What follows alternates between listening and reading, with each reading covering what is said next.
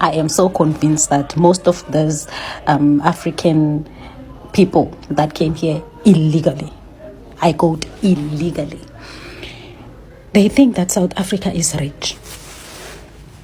They think that we go to the river to fetch money every morning and every night and every day. Like they will be coming in the country illegally, right? And then demand the government services, demand, and they'll be like, this is how you have to serve. Guys, you guys need help. And it's literally mentally that you would think that you can be allowed in any other country to enter just illegally, and then you expect to be saved. You demand actually the services from the country. That's so sick, you guys. Like, you can go to any country without papers. No, you can't. And then there are those who think they're smart. They'll be like, but during apartheid we helped you. We went to your country with a plan to help us do the training, help us do one and two and three. Yes, I know there is a 30% of people that were left behind. You understand? But you guys want to come, all of you, to stay. My thing is, what is it that we can do to help you guys better your situation at home? Not that you will call all your families to come here and the other ones. So who's going to be left in Zimbabwe? Who's going to be left in Congo? Who's going to be left in Nigeria? Who's going to be left and fight? You guys are really, really, really sick in the mind. Like, these people, they'll be like, but the government should make sure that it will protect us. Guys, where did you learn that? When did you learn to literally, like, to impose your demands from it to the government? Where did you learn that? Like, where did you learn that? Like, all of a sudden now you are smart. South African government is doing this wrong. So, go home and demand that. There is no place like home. You have to go home and be willing to fight, or else you will live like a mice in all those countries that you go to. Because you think you are too smart. You think you are very, very, very smart. You don't even understand the small things. In South Africa, we've got a lot of challenges that we are still fighting. There is a huge crime percentage in South Africa.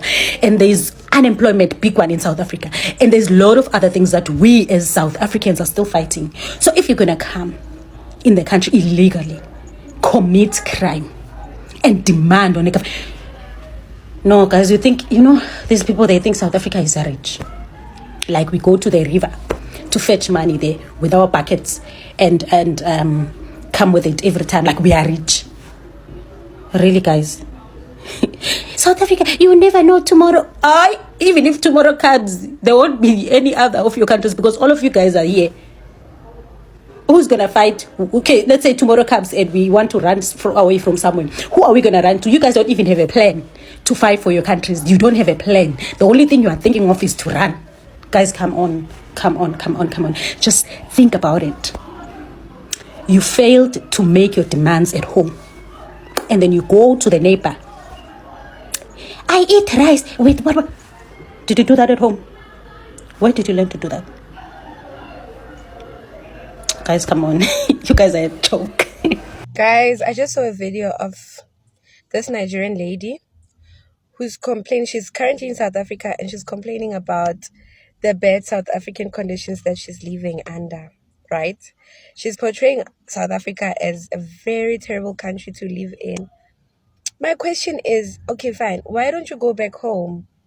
Like, if you're at a place where it's so bad to live at, it's so horrible, you need to tell the whole world that it's horrible, why don't you just go back home? Guys, I'm not xenophobic. I love Africa. I love other African countries. I love my African brothers and sisters. I'm not xenophobic. But also, I can't stand it when somebody speaks ill of my country, because I know exactly what's going on. And I know exactly why some people are fed up. You know what I find strange? Go to more South Africa. The moment a citizen says we should come first in our own clinics, they're labeled as xenophobic, when actually they're just asking a fair logical question. How do you sustain a nation by feeding everyone except your own, except us? This is not about hating foreigners. This is about being in a country where millions of citizens stand in lines for hours at public clinics that don't even have enough staff, beds or Panado. And now we must also compete with undocumented people. Let's be real. We have a home affairs system that's leaking, borders that are basically optional, and a healthcare system built to carry a broken nation, not the whole continent. This is not superiority. It's not nationalism. It's triage. Because when a sinking ship is going under, you don't throw out life jackets to nearby swimmers while your own passengers drown. South Africans are not asking for special treatment. We're asking for priority in the system our taxes fund, our mothers build, and our children will inherit. So no, saying South Africans first doesn't make you heartless. It makes you responsible. It means you understand that charity without order is not compassion, it's chaos. Fix the immigration system, fix home affairs, control the flow, then we can talk about sharing. But until then, if we're still arguing about whether South Africans deserve to come first in South Africa, then the real crisis is in healthcare. It's leadership.